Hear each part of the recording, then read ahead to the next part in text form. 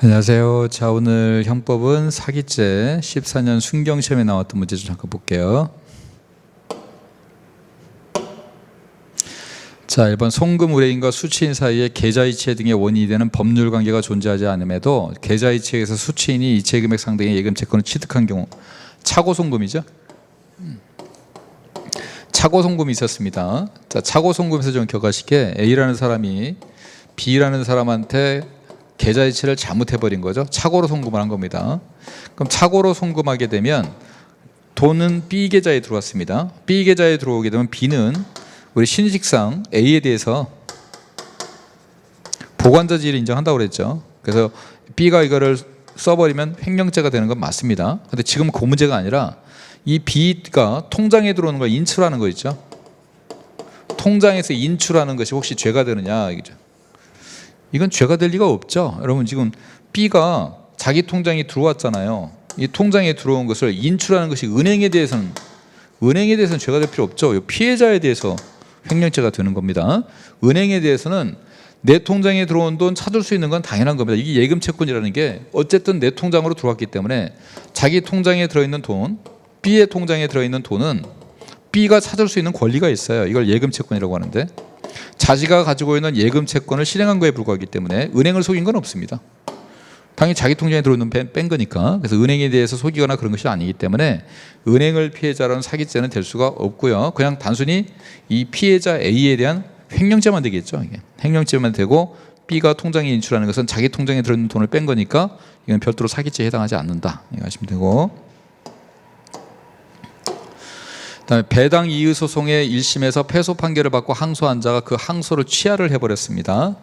이 항소를 취한 걸 가지고 이 재산죄에서 처분행위가 있다고 볼 수 있냐 이 문제인데, 이 배당을 A라는 사람이 지금 배당을 받기로 돼 있어요. 근데 여기다 이의 소송을 했잖아요.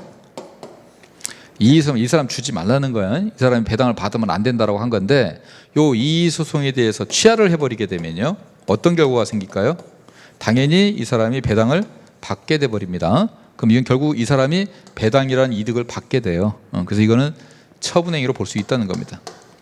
이 소송을 취하자마자 A는 확정적으로 배당을 받게 돼 버립니다. 그럼 이 사람이 재산적인 이득을 취득하게 되잖아요. 그래서 이거는 처분행위가 해당하게 된다. 그래서 할 수 없다 그러면 틀린 겁니다. 그 다음에 친족상달에 관한 형법 규정은 사기죄를 가중처벌하는, 우리 가중처벌하는 규정에도 친족상달이 재산범죄 기간하면 적용되죠. 당연히 적용된다. 그 다음에 출판사 경영자가 출고 현황표를 조작하는 방법으로 실제 출판부를 속여서 작가에게 인세의 일부만 지급한 경우, 자, 이거는 이제 우리 재산죄에서 사기처 재산 취득할 때 이 기망에 의해서 처분행위를 하게 되는데, 이 처분행위가 자기에 의해서 하는 경우도 있고 부작위도 있잖아요. 자, 이 사례가 부작위에 의한 처분행위로 인정해 준 대표적인 판례죠. 자, 이 부작위에 의한 처분행위라는 건 뭐냐? A라는 사람한테 내가 1,000만 원을 받을 게 있어요, 원래. 근데 A가 속여가지고 500만 원만 받을 걸로 인 줄 알았어요. 그래서 원래는 1,000만 원을 달라고 해야 되는데 500만 원만 받을 거 있다 보니까 얘가 500만 원만 줍니다. 그럼 사실은 원래 500만 원을 더 달라고 해야 되잖아요. 근데 500만 원을 더 달라고 안 하고 그냥 이거만 500만 원인 줄 알고 오케이 이렇게 해버렸단 말이에요. 그러면 부작위에서 원래 500만 원을 더 달라고 해야 되는데도 불구하고 500만 원을 달라고 하지를 않았잖아요.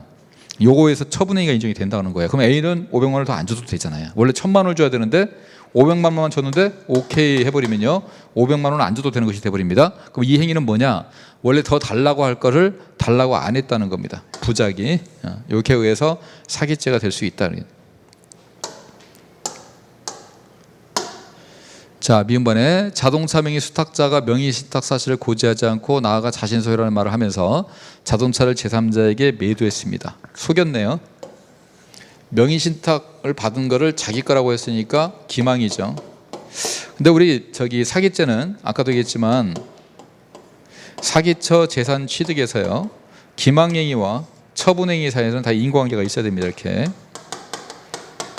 인과관계가 있어야 된다는 얘기는 요 기망 때문에 처분행위를 했어야 돼요. 기망 때문에 처분행위. 그러면 이 기망을 했어도 기망이 처분행위에 영향을 주지 않으면 그럼 요거는 사기죄가 될 수가 없는 겁니다. 무슨 얘기냐면 기망이라는 것은 거래 관계에 있어서 중요한 거. 이거는 속이면 거래 안 해버리죠. 근데 거래 관계 별로 중요하지도 않고 관심도 없는 것은 속여도 알아도 거래하고 몰라도 거래를 한다는 겁니다. 그래서 요 지금 명의수탁자가 자기 거라고 해버린 것이 이 거래 관계에서 중요한 사안이냐. 자, 명의수탁자가 실제로 얘기를 했다고 칩시다. 이거 제가 명의수탁 받은 거거든요 라고 진실대로 얘기를 했어요. 그렇다고 사는 사람이 안 살 것이냐? 사는 사람 입장에서는 아무 상관이 없습니다. 이게 명의수탁을 받은 것이든 이 사람 거든 자기 소유든 거짓말을 했든 사는 사람 입장에서는 누구 차든 이 사람이 팔 수 있거든요. 명의수탁이면. 명의수탁자는 제3자에 대해서는 자기 소유자로 인정을 받잖아요. 그럼 명의수탁이라도 자동차를 취득할 수 있고요. 이 사람 거라고 해도 어차피 자동차는 취득합니다. 그럼 사는 사람 매수인의 입장에서는요. 아니 명의수탁이든 뭐 자기 소유 뭔 상관이 있어. 어쨌든 선생님이 이거 팔 수 있는 거잖아요. 팔 수 있는 거요. 내가 살 수 있으면 됐지. 뭐 굳이 얘기 안 하셔도 대우가 돼버려요. 그래서 이거는 명의수탁자가 자기 소유라고 속인다고 해서 이 매수인이 이 자동차를 취득을 못하는 게 아닙니다. 어느 경우도 다 취득할 수 있기 때문에 매수인의 입장에서는 중요하지 않아요. 나는 자동차만 사면 되기 때문에 내가 만약에 못 사게 된다면 그건 중요한 내용이 되겠죠. 그래서 이건 중요한 사항이 아니기 때문에 그리고 피해자에게 피해를 주는 게 전혀 없어요. 아니 매수인에게 피해를 주는 게 전혀 없기 때문에 요거는 사기죄가 속여서도 성립하지 않는다 그렇게 얘기합니다. 자, 그래서 오늘 문제는요.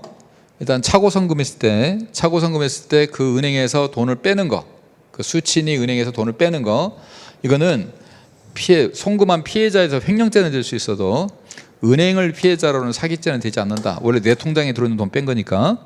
그다음 배당 이의 소송에서 항소한 자가 항소를 취하를 해버리면 배당 받게 돼 있는 사람이 배당을 받아버리는 확정적으로, 그러면 그 사람에게 재산적 취득을 하게 되기 때문에 처분행위로 할 수 있다. 없다 그러면 틀린 겁니다. 그다음에 우리 뭐 재산범죄 가중처벌되는 경우도 친족 상대로 그대로 적용되고요. 요거는 부작위한 사기죄라고 그랬죠.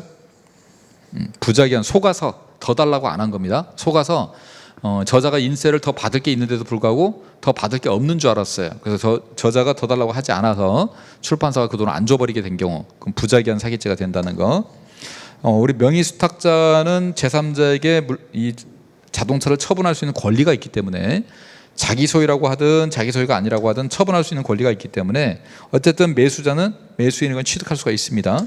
매수인은 어차피 자동차를 취득하는데 전혀 지장이 없기 때문에 이걸 속였다고 해서 사기죄가 되지는 않는다. 그래서 기억과 니은이 틀렸네요. 자, 수고했습니다.